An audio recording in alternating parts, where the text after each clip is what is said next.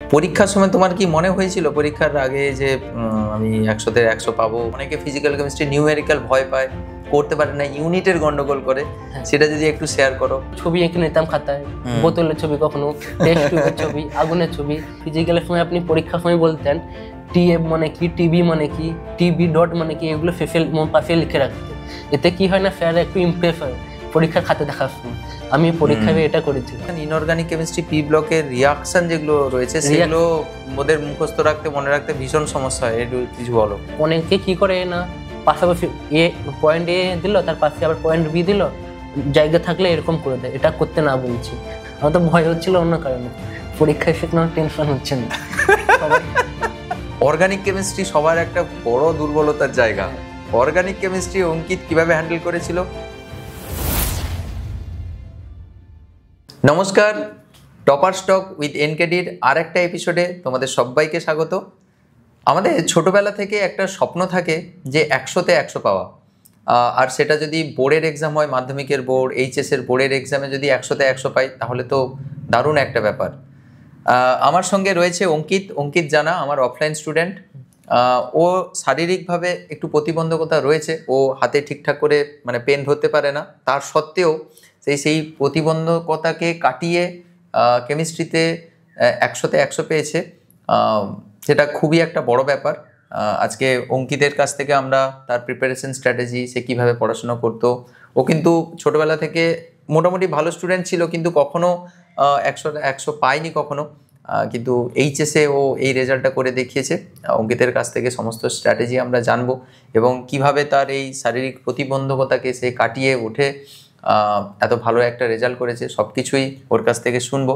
অঙ্কিত, সবার প্রথমে তোমাকে কনগ্র্যাচুলেশন এবং আমাদের এই চ্যানেলে আসার জন্য তোমাকে ধন্যবাদ। Thank you sir. তো অঙ্কিতের কাছ থেকে আমরা আজকে জেনে নেব অঙ্কিতের প্রিপারেশন স্ট্র্যাটেজি কেমন ছিল, ও কিভাবে পড়াশোনা করতো, কিভাবে কোন পদ্ধতি অবলম্বন করে সে কেমিস্ট্রিতে 100-100 পেয়েছিল। সমস্ত কিছু আমি অঙ্কিতের মুখ থেকে আমরা জেনে নেব। তোমার কেমন লাগছে? খুব ভালো লাগছে। তার জন্য ক্লাস শেষ হয়ে যাওয়ার পর আপনার সাথে অনেকদিন পর দেখা হলো, আবার আজকে আমাদের একটা পডকাস্ট হচ্ছে। যখন অঙ্কিত 100-তে 100 পায়, তারপরে ও আমাকে দুপুরবেলা আমাকে অ্যাকচুয়ালি জানায় ফোনের মাধ্যমে। আমি তো তখন ক্লাস শুরু হবে জাস্ট, তার আগে আমাকে জানায়, তো আমি তো কেঁদে ফেলেছি, অঙ্কিতও আমার সঙ্গে কাঁদছে।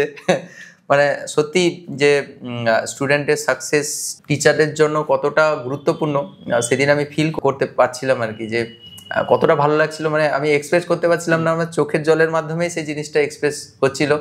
তো অঙ্কিত, তোমার কাছ থেকে স্টুডেন্টদের কিন্তু একটা বড় ডিমান্ড যে তুমি নিশ্চয়ই কমেন্ট সেকশনে দেখেছো, শর্ট সেকশনে আমরা একটা ভিডিও দিয়েছিলাম। স্টুডেন্টদের একটা ডিমান্ড ছিল যে তোমাকে নিয়ে এসে একটু ডিসকাস করি যে তুমি কিভাবে পড়াশোনা করতে। স্টুডেন্টরা চাইছিল যে তোমার সিক্রেট, তোমার স্ট্র্যাটেজি শুনতে, যাতে ওরা ভালো পারফর্ম করতে পারে। এইচএস এক্সামও সামনে রয়েছে, তুমি একটু তাদের একটু খুলে বলবে। আগে তোমার কাছ থেকে একটু শুনে নেব, তুমি ক্লাস 10-এ কেমন স্টুডেন্ট ছিলে? ক্লাস 10-এ আমি মিড করা স্টুডেন্ট ছিলাম। আচ্ছা, কেমন নাম্বার তোমার, কেমন কত পার্সেন্ট মতো নাম্বার ছিল তোমার ক্লাস 10-এ? 86%। 86% নাম্বার ছিল, ওকে। আর ক্লাস 11-এ তোমার কেমন রেজাল্ট ছিল? মোটামুটি রেজাল্ট ছিল, খুব ভালো রেজাল্ট ছিল না। তারপর 11-এ কেমিস্ট্রি একদম আমার খুব খারাপ হয়েছিল, মানে বুঝতে পারতাম না কি হচ্ছে। অর্গানিক নতুন জিনিস তো, ক্লাস 10 থেকে যখন 11-এ আসি, নতুন জিনিস সব, এগুলো বুঝতে প্রচুর সমস্যা হতো। তারপর করোনার ব্যাচ ছিল,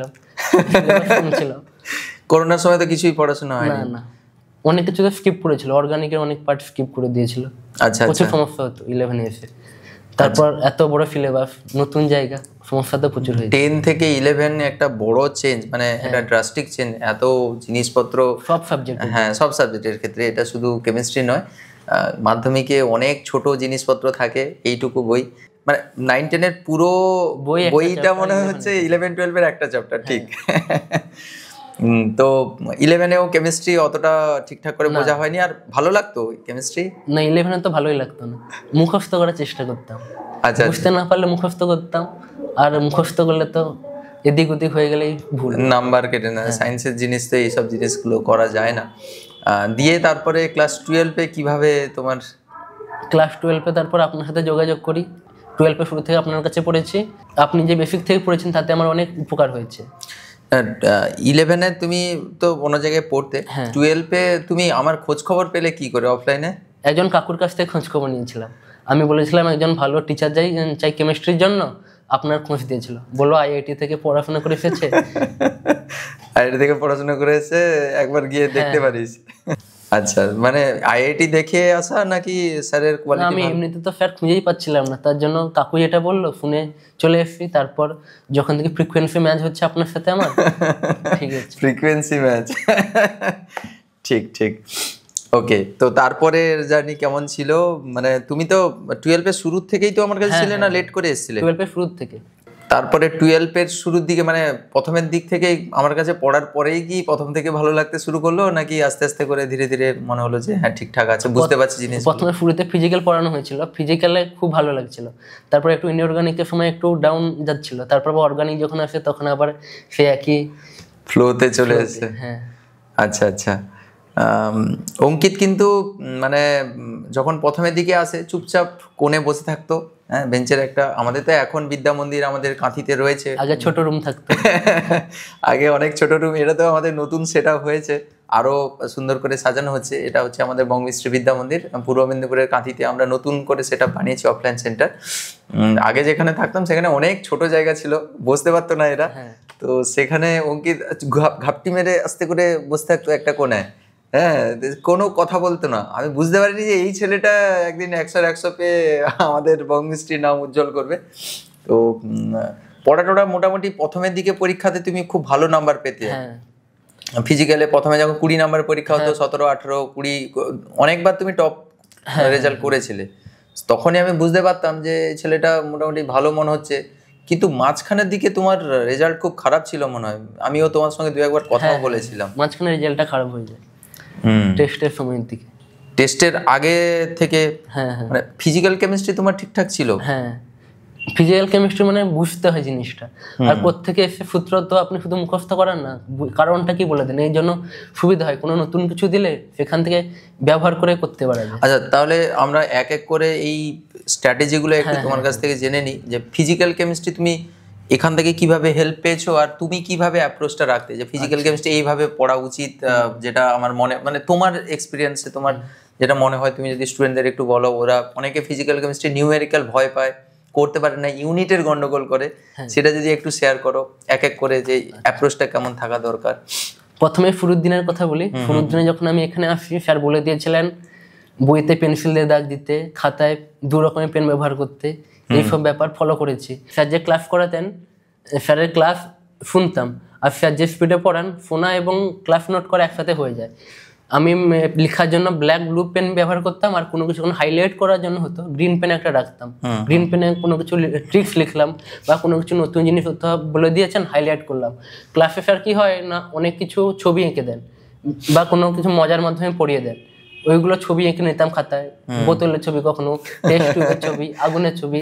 এগুলো লিখে রাখলে বা এঁকে রাখলে কি সুবিধা হয় না, যখন আমি পড়ি ওই জিনিসগুলো রিকল হয়, স্যার এই কথাটা বলেছিলেন, এরকম ভাবে বুঝিয়েছিলেন ওই সময়ে এই কথাটা স্যার আগুনের ছবি দিয়ে এরকম বলেছিলেন, যে এই জিনিসটা, এই আগুন মানে বেশি তাপ দিতে হবে। আচ্ছা আচ্ছা আচ্ছা, হ্যাঁ। এতে কি হয় না, ক্লাসে যখন বাড়ির থেকে পড়া হয় জিনিসটা রিকল হয় কথাগুলো, এতে সুবিধা হয় অনেক। তাহলে 1 নম্বর যেটা পয়েন্ট আমরা প্রথমে ক্লাসটা ভালো করে অ্যাটেন্ড করতে হবে, আর দিয়ে সেটাকে শর্ট নোট, যে স্যার যে সব জিনিসগুলো বললেন সেগুলো খাতায় নোট ডাউন করে রাখতে হবে। স্টুডেন্টরা এই জায়গায় একটা বড় মিস্টেক করে, আমি অনেকদিন পড়াচ্ছি তো দেখি, আমরা যখন পড়াই না, ছবি আঁকে না, হ্যাঁ ছবি আঁকে না, এগুলো এঁকে কি হবে, এগুলো তো বুঝতে তো পারছি, বা ডায়াগ্রাম দিয়ে কি হবে না। তারা আরেকটা জিনিস ভাবে, যে সবাই তোমরাও করো এটা, যে বইতে তো সব ফর্মুলা রয়েছে, বইতে তো থিওরি রয়েছে, সংজ্ঞা রয়েছে, আমি কেন আর লিখতে যাবো, চুপচাপ বসে থাকলো, বিন্দাস স্যার লিখাচ্ছে। কিন্তু ওই যে স্পেশাল 2-4টা কথা বলা হলো, স্পেশাল যে একটা ডায়াগ্রাম দেওয়া হলো, সেইটাই হচ্ছে সবচেয়ে ক্রুশাল, সেটাই তোমার মনে থাকবে। বইতে তো তুমি সংজ্ঞা পেয়ে যাবে, ফর্মুলা পেয়ে যাবে, কিন্তু ওই যে একটা ছবি দেওয়া হলো, একটা যে ডায়াগ্রাম দেওয়া হলো, একটা যে ট্রিক্স সেখানে দেওয়া হলো, যে এইটা মনে রাখো, এটা মনে রাখলে কিন্তু তোমার 5টা অঙ্ক হয়ে যাবে, সেই ট্রিক্সটা তখন লিখে নিতে হবে, নিজের মতো করে লিখে নাও। আমি তো বলতাম যে ঘরোয়া ভাষায় লিখে নাও, হ্যাঁ রোলার চালিয়ে দাও পুরো। আচ্ছা, ফিজিক্যালের নিউমেরিক্যাল তাদের খুব সমস্যা। নিউমেরিক্যালের সমস্যা বন্ধুদের দেখেছি কি জন্য সূত্র মুখস্থ করে করার চেষ্টা করে, এই জন্য সমস্যা। নিউমেরিক্যালের তোমরা কিভাবে নিউমেরিক্যাল কিভাবে কোপ আপ করবে, নিউমেরিক্যাল কিভাবে সলভ করবে? ও তো 100-তে 100 পেয়েছে, ও নিশ্চয়ই আরো ভালো বলতে পারবে। মানে আমিও তোমাদের গাইডেন্স দিই, ও তোমাদের একটু বলে দেবে ও কিভাবে অ্যাপ্রোচ রাখতো ফিজিক্যালের নিউমেরিক্যালের জন্য, ওটা একটু শুনে নাও তার কাছ থেকে। আচ্ছা, ফিজিক্যালের জন্য একটা ছবি থাকে, যে কোনো তো ঘনকের ছবি, বডি ভেন্ট্রিকুলার, ফেস ভেন্ট্রিকুলার, এগুলো ছবির মাধ্যমে বুঝতে হবে। এগুলো ছবি বুঝে নিলে √3 কোথায় হচ্ছে, √2 কি কারণ হচ্ছে, তাহলে বোঝা যাবে। একটু গণিত থাকে এর মধ্যে, এতে বুঝতে সুবিধা হবে। কিংবা কোনো একটা নান ইকুয়েশন, কোনো একটা অ্যাজাম্পশন আছে, ডেল পাশে লিখে রাখার কথা, এগুলো যদি লিখে রাখা হয় পরীক্ষা নাম্বার পেতে সুবিধা হয়। আরো বিভিন্ন কোষের ছবি এঁকে বোঝালেন, কিংবা মোলারিটি কাকে বলে, নর্মালিটি কাকে বলে, এই যে কনসেপ্ট কি জন্য হলো, এটা যদি মনে রাখা যায় অঙ্ক করার জন্য সুবিধা হয় ফিজিক্যালের। আর অঙ্ক করতে গেলে মানে নিউমেরিক্যাল করতে গেলে আরেকটা যেটা আমরা দেখেছি যে স্টুডেন্টরা যেটা করে যে মুখস্থ রাখার একটা বিশেষ করে ইউনিট এটা এসআইতে চেয়েছে, হ্যাঁ হ্যাঁ ইউনিট মুখস্থ করে নেবো। ইউনিট মুখস্থ করার দরকার নেই, ক্যালকুলেশন করতে ইউনিট কেটে যাবে, বাদ বাকি শেষে তো চলে আসবে। এইটা আমি এদেরকে ভীষণ ভাবে কিংবা একটা কথা বলতে, ফিজিক্যালের সময় আপনি পরীক্ষার সময় বলতেন টিএফ মানে কি, টিবি মানে কি, টিবি ডট মানে কি, এগুলো পাশে লিখে রাখতে। এতে কি হয় না, স্যার একটু ইমপ্রেস হয় পরীক্ষার খাতে দেখার সময়। আমি পরীক্ষায় এটা করেছিলাম। হ্যাঁ, এটা খুব ইম্পর্টেন্ট একটা পয়েন্ট বললো। দেখো, আমি সবসময় বলি তোমাদের যে যখন ফিজিক্যালে নিউমেরিক্যাল করবে না, তখন ওই যে ধরো যে ফর্মুলা তুমি ডেল টিবির ফর্মুলা লিখছো বা ডেল টিএফ এর ফর্মুলা লিখছো বা হোয়াট এভার তুমি ফর্মুলা তুমি যেটাই লিখছো না কেন, সে ফর্মুলা রিলেটেড যে টার্মগুলো, সেই টার্মগুলোর পাশে কিন্তু অবশ্যই মিনিং লিখতে হবে। এটা খুবই গুরুত্বপূর্ণ। তুমি সবগুলোই লিখেছিলে? হ্যাঁ হ্যাঁ, না হলে কিন্তু ফুল নাম্বার দিত না। এমনিতে যখন ফিজিক্যাল আপনার কাছেও পরীক্ষা দিতাম লিখে রাখতাম। হ্যাঁ হ্যাঁ হ্যাঁ, ও কিন্তু মেনশন করতো, এটা ডান দিকে মেনশন করতো যে টিএফ কি, টিএফ ডট কি, কোন টেম্পারেচার। এই যে নান্স ইকুয়েশনের কথা বললো, ওখানে কিন্তু 0.059 যে নিয়ে আসা হয়েছে, ওটা 25 ডিগ্রি সেলসিয়াসে অ্যাসাম্পশন, মানে 25 ডিগ্রি সেলসিয়াস ধরেই কিন্তু এসছে ওটা। তো এই যে জিনিসগুলো কিন্তু মেনশন করতো। আর একটা ওটা গুরুত্বপূর্ণ কথা বললো, সেটা হচ্ছে ইউনিট কিন্তু একা একা আসবে। অনেকে এরকম নিউমেরিক্যাল করে দেখেছি যে ইউনিট যেন প্রথম থেকে সে জানে যে এখানে মিটার ইউনিট আসবে, সে প্রথম থেকেই জানে এখানে গ্রাম ইকুইভ্যালেন্ট পার মোল পার কেলভিন আসবে। তো এই যে জিনিসটা, এইটা কিন্তু করা যাবে না, তোমাকে বসিয়ে করতে হবে, দিলে একা একা ইউনিট চলে আসবে। কি এরকম করতে? তো আমি ইউনিটের ব্যাপারটা প্রথমে জানতাম না, ইউনিট কিরকম ভাবে আসে। আপনি ক্লাসে করাতেন ইউনিট কেটে কেটে উপরে নিচে সব শেষে ইউনিট। এক্স্যাক্টলি। আমি তো সব জায়গায় দ্রবণ থেকে শুরু করে ইলেকট্রোকেমিস্ট্রি, কাইনেটিক্স, সব জায়গায় আমি নিউমেরিক্যাল যখন করাই আমি এরকম ভাবে করানো হয়। হ্যাঁ, যখনই করানো হয় এইভাবে করানো হয়। তো ফিজিক্যালে নিউমেরিক্যাল এইভাবে মোটামুটি তুমি তাহলে করতে। আর নিউমেরিক্যাল হয়ে গেলে তো আর অসুবিধা নেই। আর তো আমি তো দাগিয়ে দিই যে কোনটা বেশি ভালো করে পড়বে আর কোনটা, সেটাও নিশ্চয়ই ফলো করতে পরীক্ষার আগে, যে কোনটা ডবল টিক মারা রয়েছে, double tick, single tick, double tick আর সিঙ্গেল টিক। ডবল টিক যেগুলো, সেগুলো পরীক্ষার আগে দেখে যেতে হবে। সিঙ্গেল টিক যত তারা আছে নামিয়ে দাও, আকাশের যত তারা আছে নামিয়ে দাও, মানে স্টার মানে কিছু জায়গায় প্রচুর স্টার মেরে দিতাম আর বলতাম যে আকাশের যত তারা আছে সবকে নামিয়ে দাও এখানে, মানে যেগুলো পরীক্ষার আগে অবশ্যই পড়ে যেতে হয় ভালো করে। আচ্ছা, ফিজিক্যাল কেমিস্ট্রি হলো, তাহলে নিউমেরিক্যাল হয়ে গেলে তো ঠিকঠাক করে হয়ে গেল। অর্গানিক কেমিস্ট্রি সবার একটা বড় দুর্বলতার জায়গা। অর্গানিক কেমিস্ট্রি অঙ্কিত কিভাবে কোপ আপ করেছিল, কিভাবে হ্যান্ডেল করেছিল এবং কি করে ফুল নাম্বার অর্গানিকে পেয়েছে। অর্গানিকে ফুল নাম্বার পেয়েছে বলেই তো সে 100-তে 100 পেয়েছে। কি করে অঙ্কিত অর্গানিক কেমিস্ট্রি কিভাবে রেডি করেছিল, সেটা ওর মুখ থেকে শুনে নাও। অঙ্কিত অর্গানিকের জন্য কি করবে, স্টুডেন্টরা ভীষণ চাপে থাকে। আমার কথা শোনে না, বলো একটু। অর্গানিক তো খুবই সহজ বলতে গেলে, বুঝে নিতে হবে কেন পেছনে গিয়ে অ্যাটাক করলো, বক্স ফাটিং করে জল কেন বের হচ্ছে, কার্বোফিলিক অ্যাসিডের কেন ওই যাচ্ছে, এই কারণটা জানতে হবে। কি হয়, অনেকে বাল্কি গ্রুপ থাকে, কেন মেটাতে যোগ হয়নি, প্যারাতে কেন যোগ হলো, এইসব কারণ থাকে। এগুলো বুঝে নিয়ে যদি পারা যায় তাহলে সুবিধা হবে। আসলে বইতে এক্সাম্পল দেওয়া আছে, হয়তো 2টো কার্বনের উদাহরণ দেওয়া আছে, তারপরে এক্সামে দিয়েছে 3-4টা কার্বনের একটা চেন বানিয়ে দিয়েছে, সেখানে ভুল হয়ে যায়। মুখস্থ করলে ওই ভুলটা হয়। যদি বুঝে রাখা যায় 2 ডিগ্রি কার্বন থেকে বেরাবে, তাহলে করতে সুবিধা হবে। মানে মেকানিজম জানাটা কি খুব গুরুত্বপূর্ণ? মেকানিজম কি শেখা দরকার? হ্যাঁ অবশ্যই। স্টুডেন্টরা তো শুধু মুখস্থ করে, তারা বলে যে না, অর্গানিকে মুখস্থ করলে চলবে না, অবশ্যই মেকানিজমকে অবশ্যই গুরুত্ব দিতে হবে। আর মেকানিজম যে খুব কঠিন তা নয়। কোথা থেকে হয়তো ওয়াটার বের করবে, ডিহাইড্রেশন রিয়াকশন, ওখানে কোত্থেকে ওয়াটার বেরাবে, ওইখান থেকে ওই যেখান থেকে এইচ, তারপর বক্স ফ্যাটিং করে জল বের করা হলো, এগুলো জানতে হবে। বা কোথায় আবার কোনো কোনো সময় জল যোগ করতে হয়, কোথায় জল যোগ হবে এটা জানতে হবে। বিভিন্ন বেসিক ফান্ডামেন্টাল যে মেকানিজম যদি কেউ শিখে রাখে, তাহলে তাকে একটু ঘুরিয়ে দিলেও কিন্তু তার কোনো অসুবিধা হবে না। ও যেটা বলছে, ও এটাই বলতে চাইছে যে অনেক সময় এরকম হয়, ধরো মিথাইল দিয়ে তুমি সবসময় এক্সাম্পল করেছো, এক কার্বন দিয়ে সবসময় এক্সাম্পল করে গেছো, তোমাকে মিথাইলের বদলে ইথাইল দিয়ে দিলো, আইসোপ্রোপাইল দিয়ে দিলো, তো এক্সাম্পলটা তো সেমই। তো সেক্ষেত্রে ওরা যদি মুখস্থ করে দেয় যে মিথাইল থেকে সবসময় আমি করে এসেছি, তাহলে তোমার ইথাইল যখন হবে তখন তুমি এই এক্সাম্পলটা তুমি ভুল করে ফেলবে, বা উত্তর ভাববে যে এটা কি হলো, কি হবে। কিন্তু তোমার যদি বেসিক আইডিয়াটা থাকে যে মিথাইল হোক ইথাইল হোক যাই হোক না কেন, প্রোডাক্ট আমার এইভাবে হবে। আর বেসিক যে আমার যেটা মনে হয়, বেসিক যে মেকানিজম, যেটা টুকটাক, যে এখানে নিউক্লিওফাইল মাইনাস চার্জ রয়েছে, এ কোথায় অ্যাটাক করবে, যেখানে প্লাস চার্জ রয়েছে, যেখানে ইলেকট্রনের ডেফিসিয়েন্সি রয়েছে, ঘাটতি রয়েছে, তো সেটা ডেল্টা প্লাস থাকতে পারে বা এমনি প্লাস চার্জ থাকতে পারে। তো সেখানে হয় সে গিয়ে নিউক্লিওফাইল অ্যাটাক করতে পারে, না হলে হচ্ছে সে প্রোটন খেতে পারে মাইনাস চার্জ, তো এটাই করতে পারে। এই যে বেসিক ফান্ডামেন্টাল যে মেকানিজম, এটা যদি কেউ জেনে থাকে, তাহলে আমার মনে হয় অর্গানিক কেমিস্ট্রিতে অসুবিধা হওয়ার কথা নয়। অনেক সময় অর্গানিকে বেঞ্জিনের জায়গায় পিএইচ দেওয়া থাকে, বা মিথাইলের জায়গায় এমই দেওয়া থাকে। সেগুলো যারা অনেক ক্লাসে না বলা হয়, তাহলে প্রথমে অসুবিধা হয়। এমই মানে কি বুঝতেই তো পারা যায় না। ঠিক। ইটি মানে কি, এগুলো বুঝতে প্রচুর সমস্যা হয়। ইটি মানে ইথাইল, ওটা জানে না, সে তো মুখস্থ করে এসেছে যে ইথাইল মানে CH3CH2, কিন্তু পরীক্ষা তাকে ইটি দিয়ে দিয়েছে বা C2H5 দিয়ে দিয়েছে, বেনজিন রিংকে তাকে C6H5 দিয়ে দিয়েছে, বা পিএইচও দিয়ে দেয়, পিএইচ দিয়ে দেয় অনেক সময়। সে তো সবসময় বেনজিন রিং একে একে পড়ে এসছে, তো সেক্ষেত্রে তো সে পুরো একদম গেল, মানে সে ভাবছে যে এই রিয়াকশন তো স্যার কোনোদিন করায়নি। বা অনেক সময় এটাও হয়, যখন রূপান্তর দেয়, সে তো সবসময় স্ট্রাকচার একে একে করে এসছে, তাকে কম্প্যাক্ট ফর্মে দেয়, বা নামও লিখে দেয় যে এইখান থেকে যে তুমি বেনজোইক অ্যাসিড থেকে অ্যানিলিন প্রস্তুত করো। এবার সে তো সবসময়ের জন্য বেনজোইক অ্যাসিডের স্ট্রাকচার আর অ্যানিলিনের স্ট্রাকচার দিয়ে পড়ে এসছে। এবার সেই স্ট্রাকচারের সঙ্গে সে থরো হয়ে আছে, কিন্তু এই নামটার সঙ্গে থরো নেই যে এইখান থেকে এইটা ট্রান্সফার করতে হবে। আচ্ছা, যখন নাম থেকে অন্য নামে যেতে হয়, মানে ট্রান্সফার করতে হয়, সেক্ষেত্রে আমি বলবো একটা সুবিধার জন্য ছবি এঁকে নিতে, যেটা করতে হবে তার ছবি, আর যেটা চাইছে তার ছবি, তাহলে বোঝা যায়। কারণ আমরা স্ট্রাকচার নিয়ে, অর্গানিক মানে স্ট্রাকচার নিয়ে আমরা বেশি পড়াশোনা করি, স্ট্রাকচার নিয়ে বেশি সবসময় আমরা ভাবি অর্থ কোথায় হচ্ছে, মেটা হচ্ছে। আর যখন স্ট্রাকচার, যখন ছবির নাম দিয়ে স্ট্রাকচার এঁকে নেবো, তখন সুবিধা হয় করতে।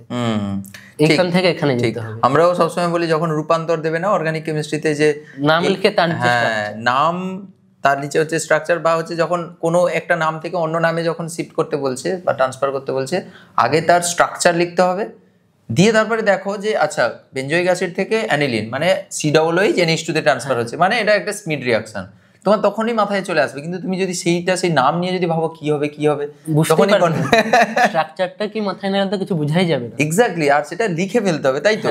তুমি এরকম নিশ্চয়ই করতে। হ্যাঁ, আমি পরীক্ষায় আগে নাম লিখেছি, স্ট্রাকচার লিখেছি, তারপর চেঞ্জ করেছি, না আমি নিজেই বুঝতে পারতাম না কোত্থেকে কি হবে। আর আমাকে নেমিং একটু দুর্বল ছিল, কারণ 11-এ ওটা পড়ানো হয়, তার জন্য স্ট্রাকচার মোটামুটি আগে আঁকতে হতো, তারপর করতে হতো। ওকে। এখানে অর্গানিক কেমিস্ট্রি, অর্গানিকে আরেকটা কথা আমি বলতে চাই, বইতে অনেক কিছু কারণ দেওয়া থাকে না, কেন এখানে হ্যালাইটের মধ্যে কেন ফ্লোরিন যোগ হলো, আয়োডিন কেন যোগ হতে পারলো না, বড় অক্সাইড, এগুলো তো লেখা থাকে না। এগুলো স্যার ক্লাসে বলে দেয়, এগুলো পাশে খাতায় লিখে রাখতে হবে, বা বইতে যদি কেউ চায় লিখে রাখতে পারে, পড়ার সময় সুবিধা হবে। বা বেশি তাপে কেন হ্যালোজেন যুক্ত হচ্ছে কিংবা বের হচ্ছে, এগুলো পাশে তার কারণ জিনিস, এগুলো চিহ্ন দিয়ে লিখে রাখা হয়, পড়ার সময় স্যারের কথাগুলো মনে পড়বে, আর পরে সুবিধা হবে।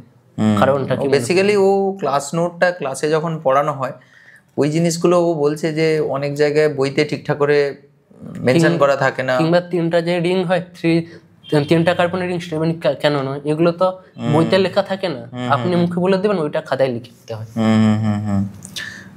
তো ও ক্লাস নোটটাকে ঠিকঠাক করে বানাতে বলছে, বেসিক্যালি ওটার উপর জোর দিতে বলছে। আর 12-এ অর্গানিক কেমিস্ট্রি মানে তোমার ভালো লাগা কিভাবে তৈরি হলো? এখানে ওই বেসিক গুলো ক্লিয়ার হওয়ার পর, প্রথমে তো আপনি অর্গানিক শুরু করার আগে একদিন দেড় দিন আপনি বেসিক পড়িয়েছেন 11-এর জিনিস, তার জন্য সুবিধা।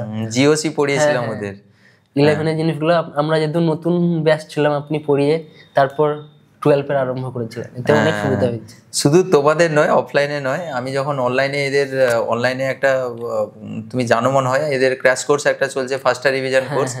ওই ফার্স্টার রিভিশন কোর্সে আমরা যখন ফার্স্ট লঞ্চ করি, সমস্ত স্টুডেন্টদের একটা প্রথম ছিল যে স্যার আমরা তো অর্গানিক কেমিস্ট্রি তো প্রথম থেকে তো ভালো করে পড়িনি, তাহলে আমরা তো এখানে বুঝতে পারছি না, অসুবিধা হচ্ছে, আমরা কি করব। মানে ওরা মানে তোমাদের এটা বেসিক যেটা প্রবলেম, বেসিক জিনিসগুলোতে প্রবলেম যেগুলো রয়েছে, resonance, inductive effect, hyper conjugation, এই যে ছোট ছোট জিনিসগুলো জিওসিতে প্রবলেম থাকার জন্য ক্লাস 12-এ অর্গানিক বুঝতে একটু সমস্যা হয়।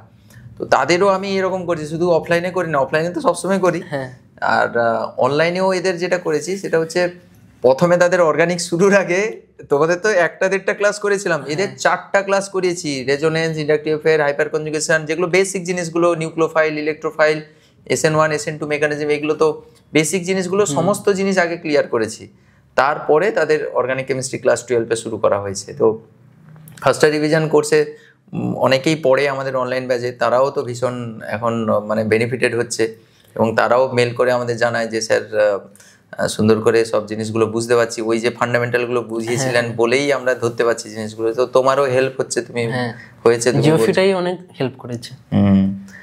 আর একটা জিনিস দেখেছিলাম আরএফ নমেনক্লেচার, বইতে ওটা একটু অন্যরকম দেওয়া আছে, আপনার যে ইউটিউবে ভিডিও ছিল ওখান থেকে দেখে পড়েছিল, আপনি বলেছিলেন ইউটিউব থেকে দেখে নিতে, ওটা খুব সুবিধা হয়েছে। ওতে হলে কি না 3টা স্টেপ ছিল, এটার পরে এটা, এটার পরে এটা করতে, আরএফ নিজের বুঝতে সুবিধা হয়েছে। বইতে তো একটু অন্যরকম দেওয়া ছিল, বুঝতে সত্যি অসুবিধা। বইতে ওই কোন পেছন দিক দিয়ে তাকাও, ওই দিক দিয়ে তাকাও, এরকম করে। আমার তো এখানে বিলো সিস্টেম দিয়েই আর ভার্টিক্যাল সিস্টেম দিয়ে 2-4 ভার্টিক্যাল দিয়ে আর হচ্ছে 2-4 বিলো দিয়েই করানো হয়েছিল। যাই হোক, ওর যে বেসিক জিনিসগুলো যেগুলো ক্লিয়ার ছিল না ক্লাস 11-এ, সেগুলো ক্লিয়ার হয়ে যাওয়ার পরে ক্লাস 12-এ তারপরে ওর কেমিস্ট্রি মানে অর্গানিকের প্রতি একটা ভালোবাসা জন্মেছিল। আর ওর যেটা মূল বক্তব্য সেটা হচ্ছে একটুখানি মেকানিজম শিখে রাখা দরকার। রিয়েজেন্টগুলো তো নিশ্চয়ই ভালো করে মনে রাখতে হবে। সেগুলো মনে রাখবে কি করে রিয়েজেন্টগুলো? প্রথমে তো সুবিধাই হবে, তারপর 2-1বার পড়ার পর মনে থেকে যাবে। যখন একটা রিয়াকশন হলো, তো আজকে পড়া হয়ে গেল, পরের দিন যখন পড়া হবে আপনি ক্লাসে বোর্ডে করতে দেন, 2-3টা রিয়াকশন একসাথে, এতে কি হয় না রিয়েজেন্টগুলো মনে পড়ে যায়। আমি তো সবসময় এটা থেকে এটা বইতে এটা থাকে না, এখান থেকে একটা রিয়েজেন্ট দিলেন, আরেকটা তৈরি হবে, তারপর আরো একটা রিয়েজেন্ট দিয়ে আরেকটা হবে। ওখানে অনেক বুদ্ধি দরকার করার জন্য, ভাবতে হয় ঠিক কোথায় কি। এগুলো যত প্র্যাকটিস করবে মনে হয় অর্গানিকে মেনলি হচ্ছে অ্যাসাইনমেন্ট আপনি দিতেন। হ্যাঁ, অ্যাসাইনমেন্ট দেওয়া হতো। অ্যাসাইনমেন্ট আমাদের অনলাইন ব্যাচেও চলে, আর এমনি ইউটিউবেও, যারা জানো ইউটিউবেও আমরা অনেক ক্লাস করাই, ক্লাসই করে না বাচ্চারা, ঠিকঠাক করে ক্লাস ফলো করে না। একটু বলো তাদের এই ক্লাস, মানে আমি যেগুলো তোমাদের করাতাম, অ্যাসাইনমেন্ট করাতাম বা যেগুলো কোশ্চেন অ্যান্সার করাতাম, এগুলো হেল্প করতো কি করতো না? অবশ্যই। এরা শোনে না, এই স্টুডেন্টরা শোনে না। তারা অর্গানিকের জন্য প্র্যাকটিস খুবই দরকার। অ্যাসাইনমেন্ট যেগুলো দেয় সেগুলো যদি করে রাখা যায় ঠিকঠাক করে, তাহলে স্যারের অ্যাসাইনমেন্ট মানে বইয়ের মতো নয়, অন্যরকম, একটু স্ট্রাকচার সব অন্যরকম, রিজন একই আছে, কিন্তু স্যার যে মেকানিজম শিখিয়েছেন ওর উপর ভিত্তি করে কোথায় কি যুক্ত হবে একটু ভেবে করতে হয়, এতে অর্গানিকটা একটু স্ট্রং হয়ে যায়। তো অর্গানিকের ব্যাপারটা মোটামুটি বুঝতে পারছো, প্র্যাকটিস করতে হবে, রিয়েজেন্টগুলো বারবার লিখে লিখে প্র্যাকটিস করতে হবে, আর অ্যাসাইনমেন্ট যেগুলো দেওয়া হয় অ্যাসাইনমেন্টগুলো ভালো করে সলভ করতে হবে। ওর যেটাই হেল্প করেছে ও সেটাই বললো। আমাদের অ্যাসাইনমেন্ট অ্যাকচুয়ালি অফলাইনে যখন আমি পড়াই অ্যাসাইনমেন্ট দিই, তো ওই অ্যাসাইনমেন্ট আমার মনে হয় আপনি ইউটিউবে ক্লাসগুলো মনে হয় এতে টেলিগ্রামে অ্যাসাইনমেন্ট দিয়ে দেন। হ্যাঁ, ইউটিউবে যে ক্লাসগুলো যেগুলো আমরা করাই সেগুলোর অ্যাসাইনমেন্ট আমরা ইউটিউবে মানে টেলিগ্রামে দিয়ে দিই, স্টুডেন্টদের যে বং মিস্ট্রি টেলিগ্রাম গ্রুপ রয়েছে সেখানে দিয়ে দিই। আচ্ছা, অর্গানিক কেমিস্ট্রি মোটামুটি এইভাবে তুমি রেডি করেছিলে, আর পরীক্ষা তাহলে তো সবটা একদম উড়িয়ে দিয়ে এসছো নাকি? ওকে। আর ইনঅর্গানিক কেমিস্ট্রি কিভাবে তুমি করতে? ইনঅর্গানিকে অনেক মুখস্থ রাখতে হয়, অনেক এক্সপ্রেশন থাকে, সেগুলো নোট তো নোট আপনি দেন, কিন্তু ইনঅর্গানিকে একটা কথা বলতে পারি, একটা কারণ ব্যাখ্যা করা আছে, তো স্যারের নোটে হয়তো আছে 5-7 লাইনের লেখা আছে, নোটে লেখা মানে একটু বড় করে লেখা থাকবে, নোটের পাশে জায়গা থাকে, তাতে 2 লাইনে পেন দিয়ে হোক পেন্সিল দিয়ে হোক হাইলাইট করে লিখে রাখা হলো, এতে নিজে যখন রিভিশন করা হবে তখন সুবিধা হয়। রিভিশনের সময় 2টো লাইন পড়লো, মেন ফান্ডাটা ক্লিয়ার হয়ে গেল, এর কারণটা কি পরীক্ষায় নিজের মতো করে লিখে গেলে সুবিধা হয়, মানে রিভিশন করতে সুবিধা হয় এবং পরীক্ষায় নিজের মতো করে লিখে নিজের নিতে মতো হবে। করে লিখতে হবে। আর reaction section inorganic chemistry P ব্লকের রিয়াকশন যেগুলো রয়েছে সেগুলো ওদের মুখস্থ রাখতে মনে রাখতে ভীষণ সমস্যা হয়, একটু কিছু বলো। রিয়াকশানে তো আমারও নিজেরও খুব সমস্যা হতো রিয়াকশান মনে রাখতে, কিন্তু কিছু করার নেই, রিয়াকশানকে বারবার লিখে মনে রাখতে হবে। আর রিয়াকশানের সমস্যা হলো, আমি এটা ফিল করেছি, বারবার ভুলে যেতে হয়। হ্যাঁ একটা চ্যাপ্টার শেষ, তারপরে চ্যাপ্টার যখন মুভ হয়ে গেল ওই চ্যাপ্টারের রিয়াকশন ভুলে যাওয়া হয়। হয়তো বড় নাম্বারে যে 2-3 নাম্বারের এক্সপ্লেনেশন মনে থাকে, কিন্তু রিয়াকশন মনে থাকে না। এটা বারবার করেই মনে রাখতে হবে। আর আমি আর অন্য কোনো ইয়ে নেই। লিখে লিখে প্র্যাকটিস করতে হবে রিয়াকশন। তারপরে আমি তো অনেক সাজেস্টিভ করে দিই, মানে দাগিয়ে দিয়েছিলাম তো মানে তোমাদের আগের বছরের কোশ্চেনগুলো বাদ দিয়ে বাদ বাকিগুলো সাজেকশন, মানে এইটাই আগের বছরের কোশ্চেন বাদ। আর প্রপার নোটও তো দরকার। নোট তোমাদের তো ঠিকঠাক করে একটা নোট দেওয়া হয়েছিল তোমাদের চ্যাপ্টার, দুটো চ্যাপ্টারে এরকম করে 3টা নোট দেওয়া হয়েছে।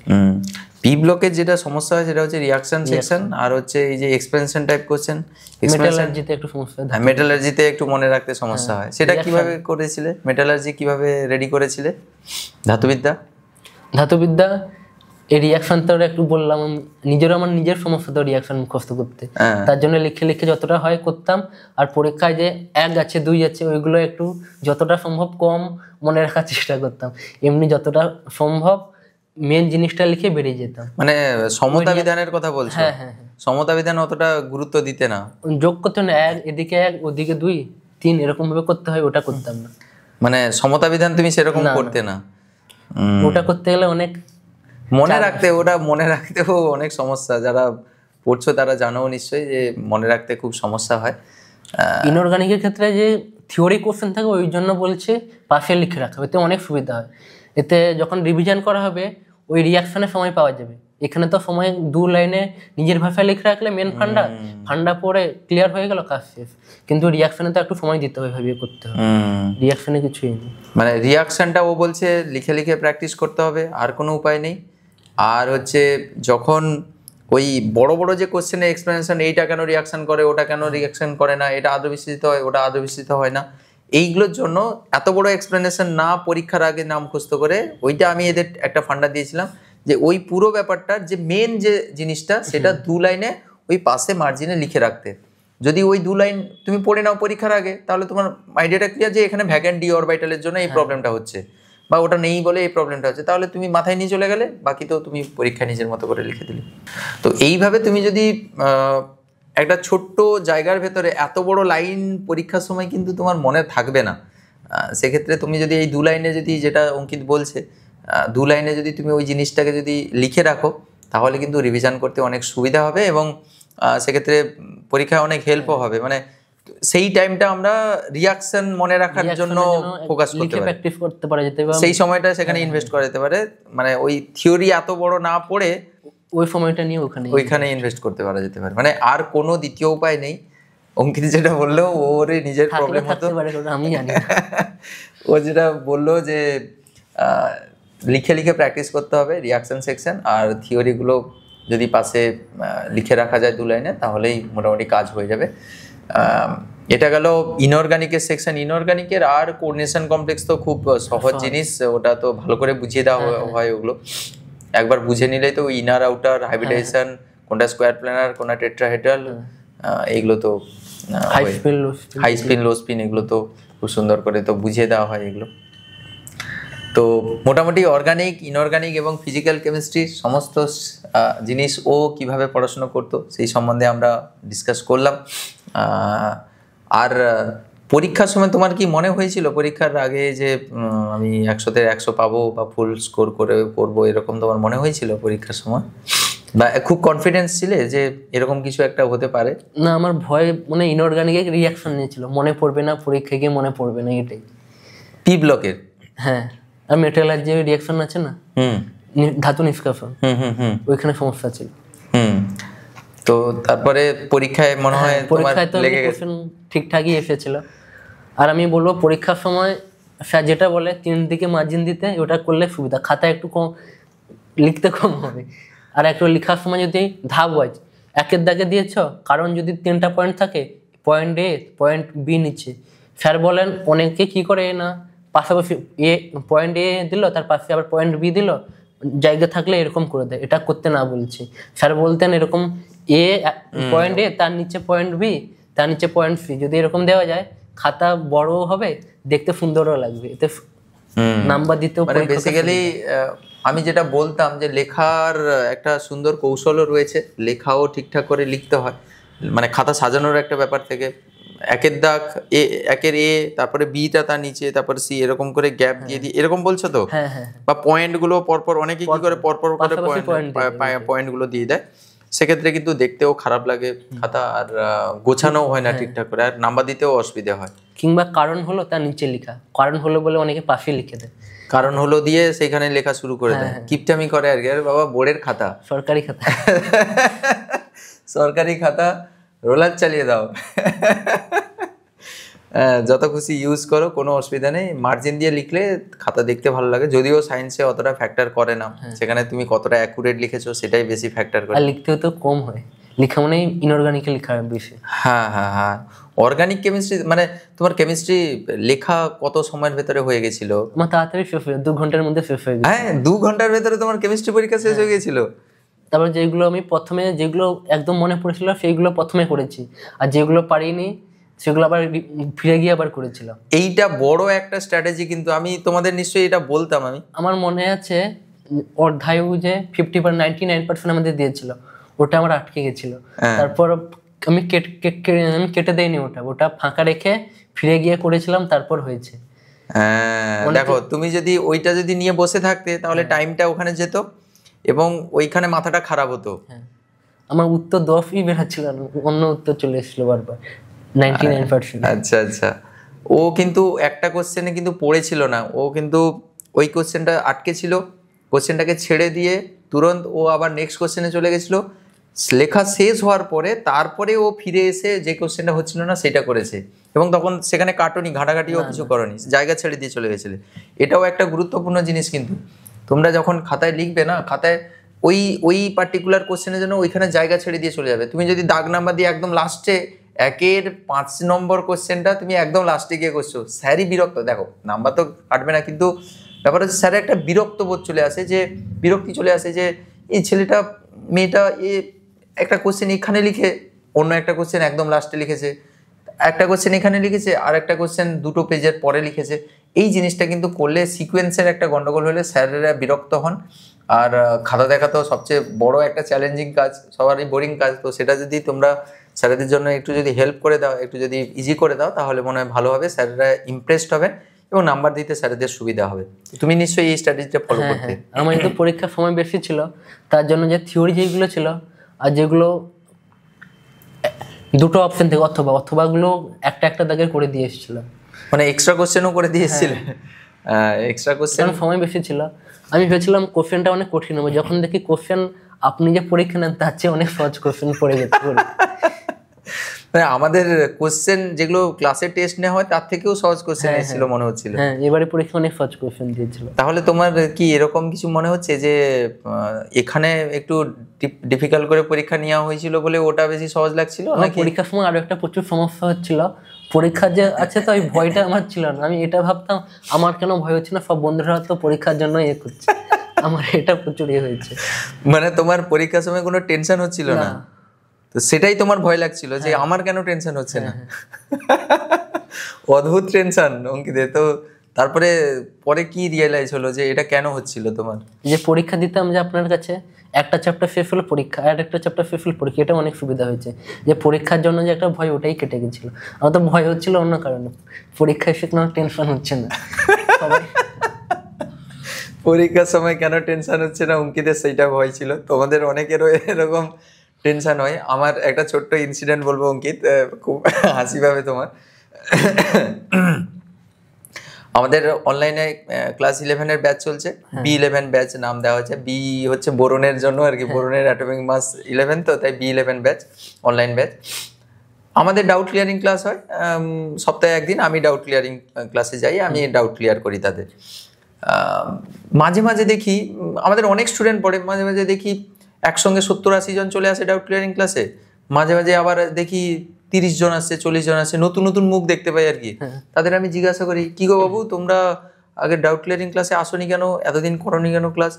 দু একজন এমন ইন্টারেস্টিং ওয়েতে উত্তর দেয়, কি বলে বলো তো, বলে স্যার আমি তো ডাউট ক্লিয়ারিং ক্লাসে আসতে চাই কিন্তু আসতে পারি না, তার কারণ হচ্ছে আমরা কি কি প্রবলেম কি, আসো না কেন, তোমার কোনো ডাউট থাকে না? বলছে স্যার আমি নিজেই আজকেও যে এসছি আমি ডাউট ক্লিয়ারিং ক্লাসে, আজকেও ডাউট নিয়ে এসছি, আমি কেন বুঝতে পারি না এতজনের এত ডাউট থাকে, আমার কোনো ডাউটই আসে না কেন, আমি ভাবছি আজকে এইটা আপনার কাছে জানার জন্য ডাউট ক্লিয়ারিং ক্লাসে এসছি যে স্যার আমার যে কোনো ডাউট আসছে না, এটা কি আমার কোনো প্রবলেম হচ্ছে, মানে আমার কি পড়াশোনার কোনো ডিস্টার্ব হচ্ছে, কেন এতজনের এত ডাউট আসছে, আমার কেন ডাউট আসছে না, মানে ডাউট না আসাটা কি আমার কোনো প্রবলেম? আমি আর কি বলবো, আমি তো ও করে হাসি। এটা কেন হয় আমি বলবো একটা কারণ। বলো বলো। আমি তো আপনার কাছে পড়েছি, মানে অন্যান্য টিউশনে যেটা দেখেছি, স্যারেরা শুধুমাত্র টিউশন পড়িয়ে দিল, ওই স্টুডেন্টের সাথে ইন্টারাকশন কম হয়। আপনি যে পড়ার মাঝখানে কথাগুলো একটু হাসি মজা হলো, তার সাথে পড়াও চললো ঠিকঠাক, এতে অনেক কি পড়ায় সুবিধা হয় আমার। আমি এটা খুব করি, ভালো লাগে আমার এটা পড়তে পড়তে। অ্যাকচুয়ালি এটা হওয়া দরকার। বোরিং হয়ে যায়, মানে অন্যান্য স্যারের কাছে গেলে কি হয়, একসাথে পড়াচ্ছে তো নিজেরই বিরক্তি চলে আসে এতক্ষণ ক্লাস করতে। আমাদের তো মানে শুধুমাত্র ক্লাস ক্লাস ক্লাস চলে, তারপরে তো কথাবার্তা মজা, আবার প্রচুর মজা হয় ওই জন্য ক্লাস মিস করতো না কেউ, মানে খুব কমজনই ক্লাস আমাদের ক্লাস মিস করতো। আর সত্যি বলতে আমি ক্লাস আজ অব্দি হয়তো বড় জোর একটা মতো ক্লাস মিস করেছি, আমাদের অফলাইন ক্লাস, ক্লাস 12-এ। না তুমি তো ক্লাস মিস করোনি। এইখানেই তো একটা টিচারের একটা বড় প্রাপ্তি আজকে। এটা কিন্তু কোনো স্ক্রিপ্টিং নয় যে অঙ্কিতকে আমি শিখিয়ে দিয়েছি আগে থেকে, যে অঙ্কিতকে বলেছি আমি বলতে যে এই আমার আর সম্বন্ধে একটা কথা আমি বলতে চাই, প্রথম যেদিন আমি স্যারের কাছে আসি, প্রথম দিন যেদিন শুরু হয়েছিল আমাদের ক্লাসের কথা, আমি লেট করেছিলাম, আধ ঘন্টা লেট, আপনি বকেছিলেন প্রচুর। তারপর দিন থেকে আমার যতটা মনে আছে আমি ক্লাসে তত বেশি লেট করিনি, ক্লাসে সময় মতোই চলে আসতাম। প্রথম দিন আমি লেট করেছিলাম, আপনি যখন ওইখানে ক্লাস হতো পুরোনো ইয়েতে, প্রচুর বকেছিলেন প্রথম দিনই। বন্ধুর জন্য লেট হয়ে গেছিলাম, তারপর থেকে আমি লেট করিনি। তো ওর সেই সব দিনের কথাগুলো মনে আছে, ওই জন্য ও শেয়ার করছে।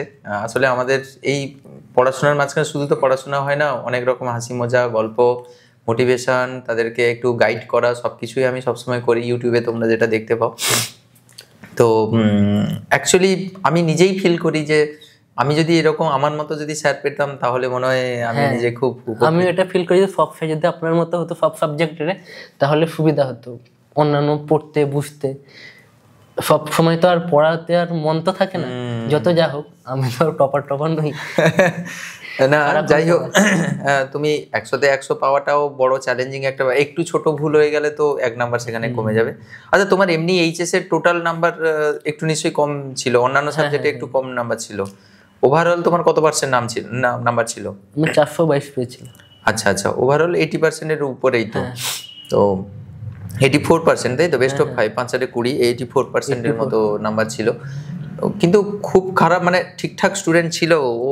তুমি এখন কি করছো? এখন আমি জয়েন্ট দেবো, সামনে পরীক্ষা, তার জন্য প্রিপারেশন নিচ্ছি। আচ্ছা আচ্ছা, কেমিস্ট্রি এখন জয়েন্টের কি খবর কেমিস্ট্রির? সত্যি বলতে অঙ্ক ফিজিক্স এর তুলনায় আমার কেমিস্ট্রি যে পড়ছি এতে সুবিধা হচ্ছে, কারণ আমার 12-এ স্ট্রং হয়ে গেছিলো কেমিস্ট্রি। এখন যখন পড়ছি সেই একই জিনিস তো পড়তে হচ্ছে, কিছু জিনিস এক্সট্রা পড়তে হচ্ছে, সুবিধা হচ্ছে। যেহেতু আমার আগে থেকে ডাউট ক্লিয়ার করা ছিল, তাড়াতাড়ি ধরতে পারছি স্যার যে পড়াচ্ছে, এতে সুবিধা হচ্ছে মানে অন্যান্য সাবজেক্টের তুলনায়। মনে হচ্ছে সেসব সাবজেক্টে অনেক কিছু নতুন নতুন লাগছে, এখানে নতুন তেমন কিছু না, তাড়াতাড়ি ধরতে পারছি। তোমাদের তো অনেক, মানে আমি যখন পড়াই ও অনেক ডেপথেই পড়ানো হয়েছিল, মানে মেকানিজম সুন্দর করে বইতে থাকে না, অনেক সময় বইতে থাকে না, বা ইনঅর্গানিকেও জিনিসগুলো আমি বুঝিয়ে অনেক জিনিসগুলো এক্সপ্লেন করে পড়ানো হয়েছিল। ফিজিক্যাল কেমিস্ট্রিতে নিউমেরিক্যালগুলোও ধরে ধরে ধরে ধরে সব করানো হয়েছিল। এদেরও একটা অনলাইনেও আমি একটা সিরিজ করেছিলাম যেখানে নিউমেরিক্যাল ধরে ধরে শেখানো হয়েছিল। এরা তো মানে এমনি করাই তো এরা গুরুত্ব দেয় না আর কি। পড়িয়েছেন আমাদের সময় যখন ক্লাস হতো রাত্রেবেলা 8টার সময় ইউটিউবে ক্লাস হতো, তখন ধর নিউমেরিক্যাল আপনি ধরে করেছেন, তখন আপনি করেছিলেন ওই ফর্মুলা যে ফর্মুলা কপি, ফর্মুলা কপি টপি ওইগুলো। এটা তো গুরুত্ব দেয় না অতটা, যে কিংবা একক করতে গেল কেটে হ্যাঁ এরা স্টুডেন্টরা গুরুত্ব দেয় না। ইউটিউবে যে ক্লাসগুলো এরা ভাবে যে স্যার করাচ্ছেন পরে দেখে নেবো, এরকম ভাবে, কিন্তু বুঝতে পারে না যে কত গুরুত্বপূর্ণ ক্লাস। এইগুলোই আমরা অফলাইনে করাই, এগুলোই আমরা পেড ব্যাচে করাই, কিন্তু তোমরা গুরুত্ব দাও না। সুন্দর করে জিনিসগুলো গুরুত্ব দিয়ে করবে। আমার মনে হয় অঙ্কিতের মতো তোমরাও অনেক সাকসেসফুল হবে। এবং আমি তো আমার দিক থেকে তো আমার কেমিস্ট্রি সাবজেক্ট তো অঙ্কিতকে রেডি করে দিয়েছি। ও 100 পেয়ে দেখিয়েও দিয়েছে যে স্যার ঠিকঠাকই আছেন। আমিও নিজে কনফিডেন্ট যে হ্যাঁ আমার পড়ানোর মেথড ঠিকঠাক আছে। অঙ্কিতের মতো ভবিষ্যতে আমি আরও অনেক স্টুডেন্ট এরকম তৈরি করতে চাই যারা 100 তো পাবেই ঠিকই, অ্যাট দ্য সেম টাইম তারাও যখন ভবিষ্যতে যখন কেমিস্ট্রি নিয়ে পড়াশুনো করবে বা কেমিস্ট্রি নিয়ে যদি তারা যদি পড়াশুনো করতে যায় তখন যেন তাদের হেল্প হয়, আমি তো সবসময় চাইবো। এবং শুধু কেমিস্ট্রি নয়, এর সঙ্গে সঙ্গে আমরা অঙ্কিত তুমি জানো নিশ্চয়ই আমাদের এবার অন্যান্য সাবজেক্টও আছে। বিদ্যা মন্দির আরম্ভ হয়েছে। হ্যাঁ, বিদ্যা মন্দির আরম্ভ হয়েছে। আমাদের অনলাইন ক্লাসে কেমিস্ট্রির সঙ্গে সঙ্গে ফিজিক্স, ম্যাথ, বায়োলজি সমস্ত সাবজেক্ট আমরা ইনক্লুড করছি এবং সেখানেও আমরা গাইডেন্স দেওয়ার চেষ্টা করবো বেস্ট পসিবল হইতে। আমি চাইছি আমার ক্লোন রেডি করতে আর কি। আমি যেরকম কেমিস্ট্রি পড়াই বুঝিয়ে শুনিয়ে বাচ্চাদের ভালো লাগার মতো করে আমি যেরকম পড়াই, আমি চাইছি সেরকম টিচার দিয়ে পড়াতে যারা আমার মতো করে পড়াবে, যেন তারা শুধু কেমিস্ট্রি নয় ফিজিক্সেও, ম্যাথেও, বায়োলজিতেও 100 পাবে। শুধু 100 পাওয়া নয়, ভালো মানুষও হতে হবে এবং তার সঙ্গে ভালো অন্যান্য কম্পিটিটিভ এক্সামেও যেন তারা ভালো রেজাল্ট করতে পারে। ওকে অঙ্কিত, তোমার অনেক কথা আমরা শুনলাম, ভালো লাগলো অঙ্কিত। তুমি ভালো করে পরীক্ষা দাও, ইঞ্জিনিয়ারিংয়েও ভালো রেজাল্ট করো, র্যাঙ্ক করো, তারপরেও আবার তোমাকে আবার পডকাস্টে নিয়ে আসতে চাই, সেখানেও আবার শেয়ার করবে কি করে ভালো র্যাঙ্ক করা যায় ইঞ্জিনিয়ারিংয়ে। আমরা ওয়েট করব তোমার ভালো রেজাল্ট হোক, তারপরে তোমাকে আবার আমরা পডকাস্টে নিয়ে আসবো।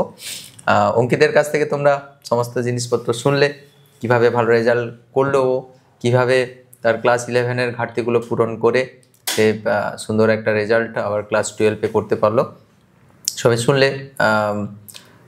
তোমাদের সবাইকে আমি এটাই বলবো যে মন দিয়ে পড়াশুনো করো আর একটু বুঝে শুনে পড়াশুনো করো। বিশেষ করে যারা সায়েন্সে পড়াশুনো করছো, আমার যারা স্টুডেন্টরা, আমি অন্য আর্টসের কথা বলতে পারবো না, সায়েন্সে যারা পড়াশুনো করছো সবাইকে বলবো যে এইরকম মুখস্থ করে পুরো জিনিসগুলো চলে যাব দিয়ে নাম্বার পেয়ে যাব বেশি করে, সেইটা কিন্তু বেশি দিন পারসিস্ট করবে না। ও নিজেই মুখেই বলছে যে ও তখন ভালো করে বুঝে শুনে পড়ছিল বলেই এখন ওর ইঞ্জিনিয়ারিংয়ের প্রিপারেশানও কিন্তু ঠিকঠাক করে চলছে এবং কেমিস্ট্রিতে তার কোনো সেরকম ভয় নেই। থ্যাংক ইউ অঙ্কিত এখানে আসার জন্য, তোমার সময় দেওয়ার জন্য। অঙ্কিতের জন্য অনেক অনেক শুভকামনা থাকবে, তুমি অনেক বড় হও। আর আমার স্টুডেন্টরাও তোমাকে চেয়েছিল আমাদের এই একটা এপিসোড, হ্যাঁ ওরাও নিশ্চয়ই খুশি হবে। কি খুশি হবে তো কমেন্ট সেকশনে জানাবে। অঙ্কিত দাকে যদি কিছু জিজ্ঞাসা করার থাকে তাহলে কমেন্ট সেকশনে লিখে দেবে, যদি কিছু জানতে চাও দাদার কাছ থেকে, ঠিক আছে? আর আমরা তো তোমার পাশেই রয়েছি, তোমাদের সবসময় জন্য হেল্প করব আমরা আমাদের দিক থেকে যতটা আমরা পারবো, ঠিক আছে? থ্যাংক ইউ অঙ্কিত। আজকে তাহলে এপিসোডটা আমরা এখানে শেষ করছি। ভালো থাকো অঙ্কিত, ঠিক আছে? সবাই টাটা, পরের আবার একটা এপিসোডে তোমাদের সঙ্গে দেখা হবে। চলো টাটা, বাই।